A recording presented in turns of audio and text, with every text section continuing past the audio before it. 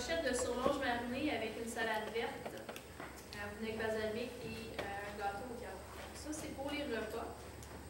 Maintenant, on va vous demander des payés cet après-midi à Daniel Francis à la pause. C'est 20 $ par dîner. Fait qu'on va vous demander de payer 40 $. Puis ensuite de ça, vous réclamerez là, les frais selon vos modalités là, avec votre vie expert ou autre. Toujours dans l'horaire, on terminerait la journée ce soir à 5 h, puis on reprendrait demain matin à 9 h pour commencer la présentation, puis aller au champ ici après. On va redîner ici, puis on partirait. La deuxième ferme, celle de M. Carrier, c'est, je sais pas, c'est 15 minutes maximum. C'est sur la 317, on va reprendre ici là, avec le véhicule. 10 km. 10 km, puis on va aller voir les pâturages là-bas également. Donc, vous pouvez compter là, vers 3h, 3h30 selon les questions, puis comment ça se déroule là, la fin de la journée.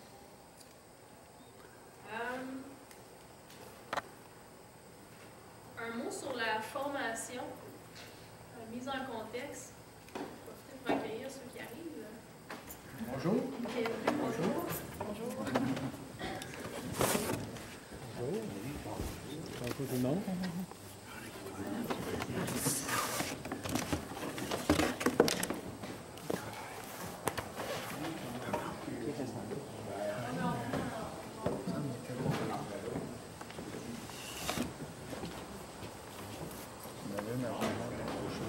Les présentations aujourd'hui, vous savez, c'est sur le pâturage.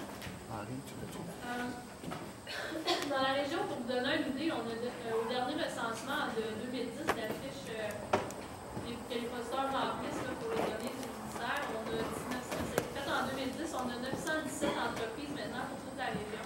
Là-dessus, il y en a 503, c'est des entreprises principalement qui font du bœuf. Fait que majoritairement, là, dans la région de Port-Presse, c'est comme le bœuf, la production Valco est quand même assez prédominante. Au niveau des superficies, en fourrage, il y a 27% des surfaces qui sont faites en foin. Puis pâturage naturel et rénové, on est à 20%. Fait qu'il y a encore plus de foin que de pâturage. Puis, juste pour vous donner une idée aussi, là, visuellement, il y a 36% de la superficie qui est en boisée. Fait que c'est quand même relativement... l'agriculture s'est développée le long des rivières, puis le reste, c'est quand même très boisé. Puis au niveau des pâturages, ben, ça ressemble à ça. C'est relativement extensif aussi comme production au niveau des pâturages. Fait que ça mène là, parfois à des problématiques de sur-pâturage et de sous-pâturage dont on va vous, entre autres, dont on va vous expliquer les causes et les conséquences là, pendant les présentations. Tout ça pour vous dire que les conférenciers qu'on a, ils vont vous présenter leur approche, leur façon d'implanter les pâturages, pourquoi, ce qui est le leitmotiv derrière ça, les raisons de promouvoir ou de prévaloir le pâturage. C'est pas une question de dire il y a une façon de faire, mais c'est plutôt de voir leur approche puis leur méthode d'appliquer ça sur les entreprises. Puis c'est pas d'hier non plus qu'ils travaillent sur ce sujet-là. Vous allez voir là, lorsqu'on va vous mettre en contexte un petit peu leur profil et leur parcours.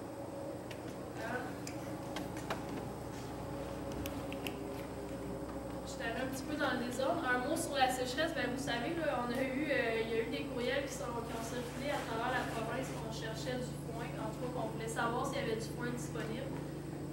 Il y a eu là, 2 mois cet été qui n'a pas tombé beaucoup de pluie. Ça a impacté beaucoup la deuxième coupe de foin. Dans le Pontiac, on évalue qu'il y a environ 10 400 vaches de troupeau, le cheptel, dans les environs. Fait que pour une période du mois de mai du mois d'octobre au mois de mai, 7 mois, compte tenu que la deuxième coupe n'a pas été là, on cherchait comme l'équivalent de 20 000 tonnes de foin. Là, au moment où on se parle, on sait qu'il y en a dans la région, du foin, dans Papineau aussi, la région le plus à l'est. La sécheresse a été moins dure. Fait qu'au moment où on se parle, il il reste à voir là, soit que les gens font venir du foin ou qu'ils envoient les animaux ailleurs, en pension ou qu'ils les vendent à d'autres entreprises du Québec. Ou sinon c'est l'abattoir, mais là c'est la situation avec laquelle on négocie présentement, puis il va falloir prendre des mesures là, individuelles ou collectives, là, mais c'est ça, c'est sur la table, puis c'est la réalité présentement. Je vais arrêter de parler, puis je vais laisser la place à notre prochain conférencier. Je pense que j'ai fait le tour de ce que j'avais à dire. Peut-être juste, Stéphanie, pour la sécheresse, pour ceux qui arrivent de l'extérieur, c'est vert, puis là, ça... Oui, je vais peut-être montrer des photos. Ça, c'est des pâturages qui ont été pris par un producteur dans le Pontiac. Là, on voit au 13 de juillet ce que ça avait l'air. Un mois plus tard, le 9 août. 2 semaines après, et qui a replu là, à partir du 4 août, je pense que ça a commencé à tomber de l'eau un peu. Puis là, je vais vous avouer que ça m'a été envoyé, puis je suis pas sûre de cette photo-là, si c'est parce que les animaux ont passé dessus ou s'il a refait sec, là.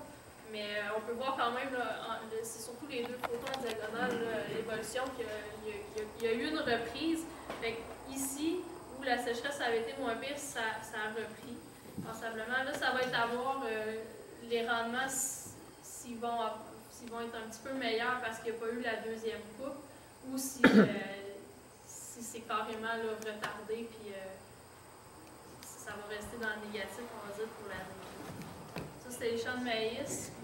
Le 13 de juillet en haut, un mois après, c'est assez impressionnant. Là. Il y a aussi une mise en garde pour la toxicité du nitrate quand il y a une sécheresse comme ça, là, quand il n'y a plus d'absorption d'eau pendant un certain temps, quand la plante se remet à croître, elle absorbe de l'eau et du nitrate selon la fertilisation qu'il y a eu. Puis pendant un temps, là, la plante, si elle ne l'a pas réassimilé, transformé, là, ça peut être problématique. Fait que ça, il fallait faire attention pour ne pas le donner tout de suite à manger aux vaches, là, puis faire attention avec l'ensilage de la durée qu'on